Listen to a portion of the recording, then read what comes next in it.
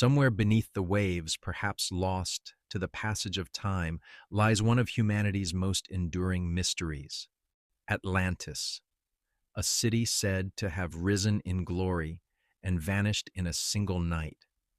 But what if Atlantis is not just a myth told by ancient philosophers, but a forgotten truth buried under centuries of ocean and silence? The story begins with a single man, Plato. Around 360 BC, he wrote of a mighty civilization that existed 9,000 years before his time, a land beyond the Pillars of Hercules, what we now call the Strait of Gibraltar. According to his words, Atlantis was a powerful island nation, rich in knowledge, wealth, and architecture far beyond its era. Its people were said to be ambitious, wise, and strong until their greed and moral decay brought about their downfall, swallowed by the sea in a single day and night of misfortune. For centuries, scholars debated. Was Plato recounting history, or was he crafting an allegory, a moral story about the corruption of human nature? After all, no other ancient writer mentions Atlantis. Some historians see it as Plato's metaphor for the dangers of arrogance and imperialism. Others, however, believe he was describing something real, perhaps a civilization whose memories survived only as fragments in the myths of different cultures. The question then becomes, if Atlantis did exist, where was it? Many theories emerged, each trying to anchor myth to reality. Some point to the island of Santorini, once home to the Minoan civilization, which was indeed destroyed by a volcanic eruption around 1600 BC. The catastrophe sent tsunamis across the Aegean and wiped out entire cities, a real event that could easily have inspired Plato's tale. Others suggest that Atlantis was not in the Mediterranean at all, but in the Atlantic Ocean, perhaps near the Azores. Satellite images have shown strange formations on the ocean floor, though many turned out to be natural or errors in mapping. Still, the idea of a sunken continent remains irresistible.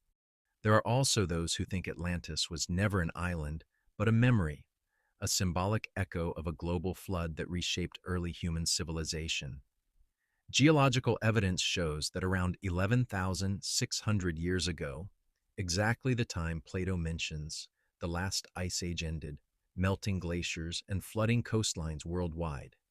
Massive areas of land were lost beneath rising seas. Could the story of Atlantis be a memory passed down from survivors of that global catastrophe? Ancient flood myths appear across dozens of cultures: Mesopotamia, India, the Americas. It's as if humanity itself remembers losing something vast, something we can no longer name. Yet beyond the geological and historical theories lies another question, one less about geography and more about ourselves. Why does the myth of Atlantis endure so powerfully in our collective imagination? Perhaps it's because Atlantis represents something timeless, the dream of a perfect civilization, advanced and enlightened, yet doomed by its own hubris. It mirrors our own fears, that humanity, in its pursuit of progress, might one day cause its own destruction. We look at Atlantis not as a tale of the past, but as a warning about the future. Even scientists who reject the literal existence of Atlantis acknowledge its strange persistence. New evidence continues to emerge from the sea. Sunken cities off the coasts of Japan, India, and Egypt, places once thought mythic, now proven real. Each discovery blurs the line between legend and history. The city of Heraklion, for example, was believed to be only a story until it was found submerged off the coast of Egypt in 2000. Could Atlantis one day be found the same way?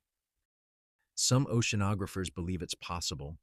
The ocean covers more than 70% of Earth's surface, yet over 80% remains unexplored.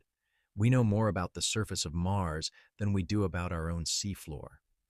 There could be entire worlds hidden beneath us, civilizations erased by time and water.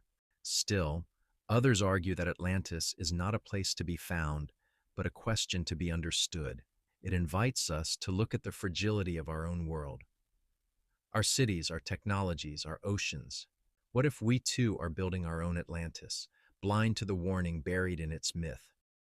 The allure of Atlantis is that it sits on the edge of what is real and what is imagined. Every diver, every explorer who descends into the dark ocean depths carries with them a whisper of hope that somewhere, under layers of sediment and coral, lies proof that legends are not lies, but memories. And if we ever find it, what would we see? Would we uncover a civilization far more advanced than we believed ancient humans could build? Or would we find ruins no different from any other?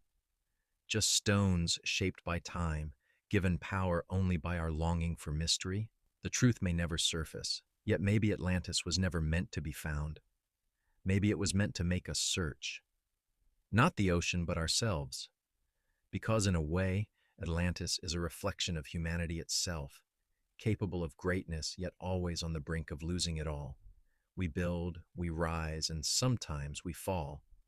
Every empire leaves behind its ruins, and every ruin leaves behind a question. Not where was Atlantis, but what have we done with ours? The sea keeps its secrets well, and perhaps that's the point, that some truths are not buried to be found, but to remind us that not everything humanity loses is gone forever. Some of it lingers, deep within the current of memory, waiting for the day when we finally listen to what the silence of the ocean has been trying to tell us all along.